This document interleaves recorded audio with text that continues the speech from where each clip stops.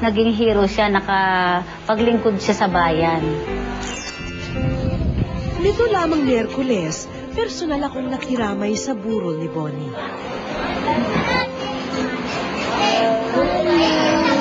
Condolence.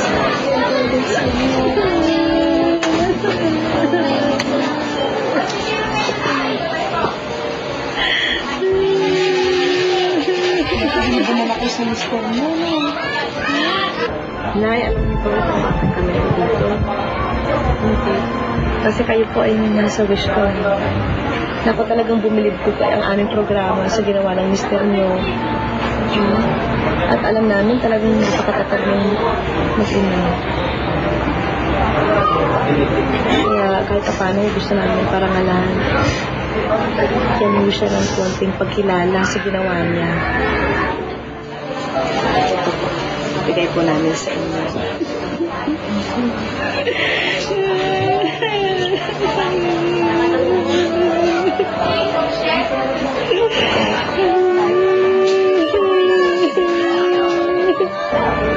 Nay, alam namin po na bago ho siya namatay, pinag-usapan niyo ho magtayo ng kabuhayan, yung parang poultry farm po.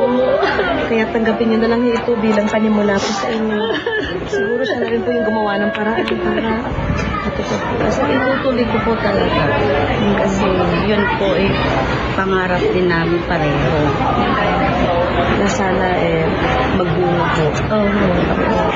Siyempre para sa inyo, meron din kami. Salamat po. Pagbukas niya, agad niyang naalala ang kanyang ama.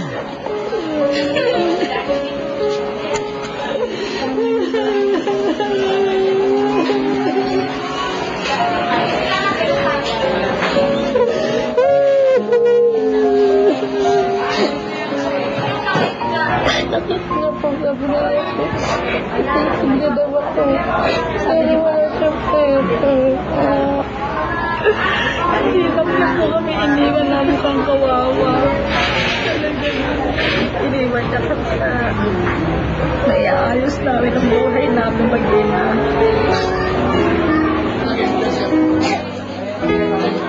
Kaya ng gabing ding yon, isasagawa ang hinanda naming necrological service para kay Bonnie.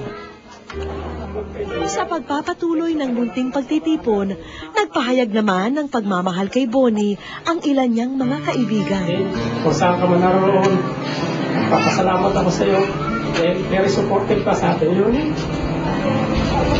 Masipag. Siguro oras mo na ba dahil sa paglilingkod mo.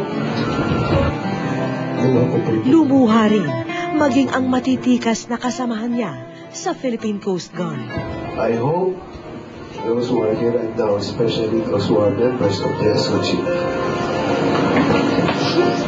would remember him that way. Because by doing so, we are honoring the man, his accomplishment, and his sacrifice. Maraming salamat.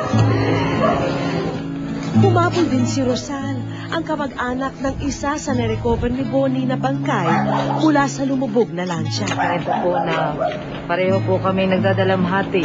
Alam ko pong ito'y malaki din pong parangal para sa kanya.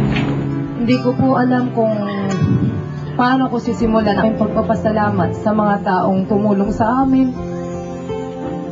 Sa aming lahat na Tagalubang Island po, nasakay ng Katalimbi, na napakarami po naming kamag-anak na nakasakay doon. Isa nga po, ang aking pamangkin na si Joylyn Tampilik.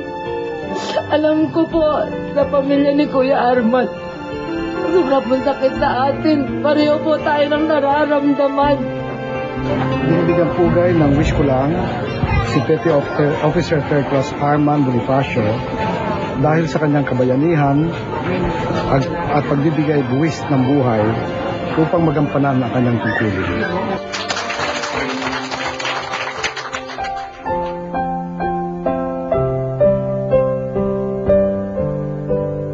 May ilang magsasabing isang kasawian ang naging tadhana ni Bonnie. Pero para sa mga nagmamahal sa kanya, wala nang mas dadakila pa sa nagawa niyang kabayanihan. Hindi lamang tungkulin niya ang matagumpay niyang nagampanan, kundi pati ang kanyang buong buhay masasabing mission accomplished.